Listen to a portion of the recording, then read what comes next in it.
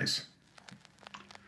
I wanted to ask you, you've been an advisor to the United Nations for quite often. The issue of how much longer the permanent members of the Security Council can keep the number to 5, because clearly Brazil and other countries of the global south have been saying the UN needs to be reformed. And countries from Latin America, specifically Brazil and Africa, should have representation on the UN Security Council, permanent members.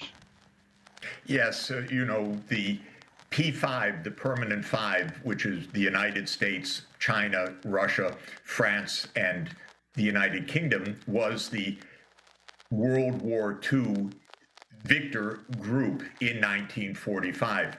They wrote into the rules of the UN, incidentally, that they would be the permanent Security Council members and have a veto over any change in the UN Charter. So it's really a group that gave itself power that the other 188 countries of the world look on and say, what is this? We need change.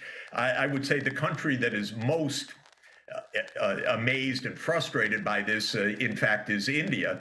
India is now the most populous country in the world. The United States has 335 million, roughly, in the population.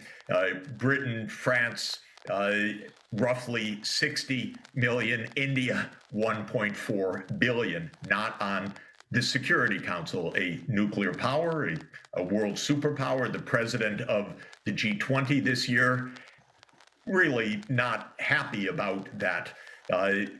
Brazil, the largest economy of South America, similarly not on the Security Council. So this has been an issue for more than 20 years. The P5 in various ways have blocked particular countries, but added up, the P5 have said, you know what, this is our club. We want to stay as the permanent 5.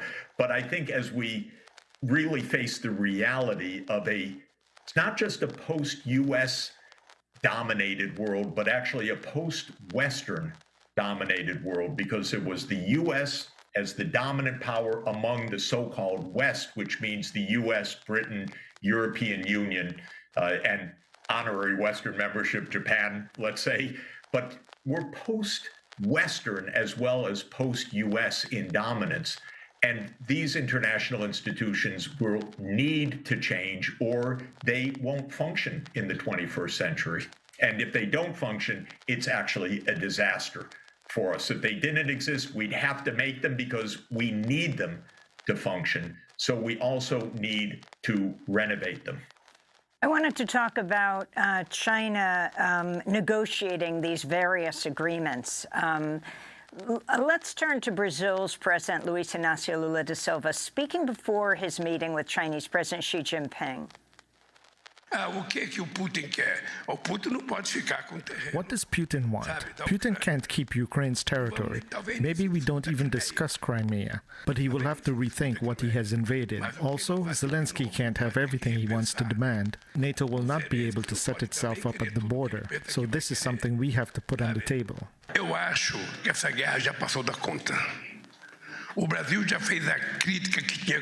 I think this war has dragged on for too long.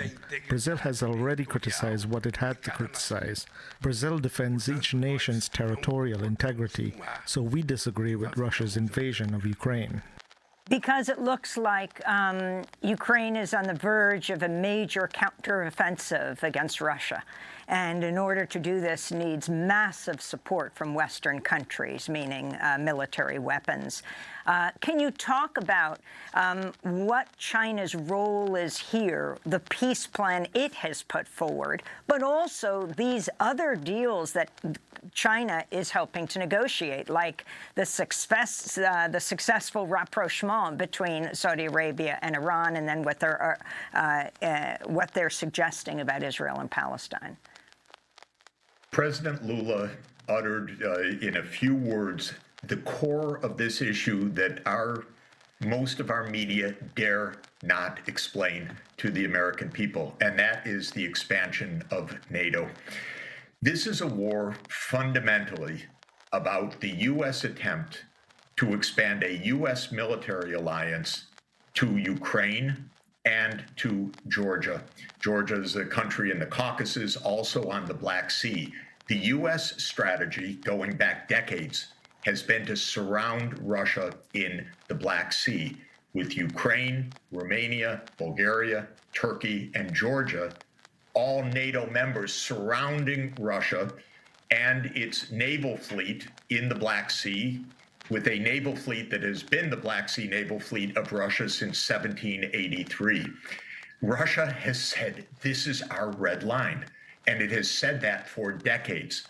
And it said this clearly in 2007, before George W. Bush Jr. had the, I'll call it the harebrained idea to announce in 2008 and force NATO to announce that Ukraine will be a member of NATO.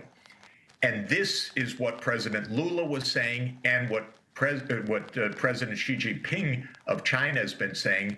We can't have a war that is essentially a proxy war between Russia and the United States over the expansion of the U.S. military alliance right up to a 1,200 kilometer and more border with Russia, which Russia views, and I would say understandably views, as a fundamental national security threat to Russia. Keep some space, keep some distance. That's President Lula's meaning. That's what China means when it says in its peace plan, we want a peace plan that respects the security interests of all parties. What that is code word for saying, make peace, end the war, but don't expand NATO right up to the border.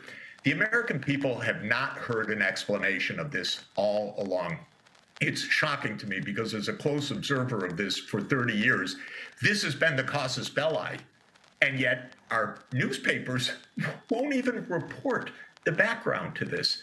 But this is why China, South Africa, India, Brazil are saying we want peace, but we don't want NATO expansion as the meaning of so-called peace. We want the big superpowers to give each other some space and some distance so that the world isn't on a knife edge. That's exactly what President Lula was saying, and it's exactly what the meaning of the Chinese peace initiative is to say, yes, absolutely make peace, protect Ukraine's sovereignty and its security, but no to NATO expansion. But the Biden administration won't even discuss this issue. That has been the major failing and the reason why we have not been able to get to the negotiating table, in my opinion. Even when Zelensky said in March 2022, maybe not NATO, maybe something else, Russia and Ukraine were close to an agreement, and the United States intervened with Ukraine and said, we don't think that's a good agreement, because the U.S. neocons, so-called, have been pushing for NATO enlargement as the core of this issue. But this goes back to the more general point for us, which is that what is at stake in Ukraine and over Taiwan and many other issues from the point of view of China or Russia or other countries, including Brazil, now Saudi Arabia, Iran, and others, is whether the U.S. does what it wants to do or whether the U.S. respects some limits based on what other countries say, well, this is what we think, so that we need true multipolarity, not U.S. dominance alone. Rules written by all of us, not rules written just by the United States. And Jeff Sachs, we only have a few, about a minute left, but I was wondering if you could comment on the parallels between this expansion of NATO further and further east in Europe. This year marks the 200th anniversary of the Monroe Doctrine, of President Monroe declaring to all the European powers that the Western Hemisphere was off limits to them attempting to move their forces and their militaries into Latin America. And for these past 200 years, Latin America has essentially been the major sphere of influence of the United States. And yet here we are saying that Russia has no right to declare that its immediate the countries immediately its borders cannot welcome in NATO troops. Well, yes, a little empathy would go a long way and would have spared us actually a lot of wars. But for Americans, it would be useful to think, suppose Mexico made a military alliance with China. Would the United States say, well, that's Mexico's right, what are we going to do about it? Or might there be actually an invasion in short order or something like that? I would strongly advise to China and Mexico, don't try it at home. Don't experiment with this. But the United States government refuses that empathy because, in other words, refuses to put itself in the position of the other side. That's the fundamental arrogance of thinking that you determine the rules of the world. The problem with arrogance is not only the comeuppance from it, but you stumble into terrible crises that you don't even understand because the United States has not been allowed, the public has not been allowed to even think from the perspective of the other side. So the analogy is actually a very, very clear analogy. It is what China and Russia and others say all the time is, why have those double standards? Why don't we actually deal with each other with mutual respect, not with the rules that you write?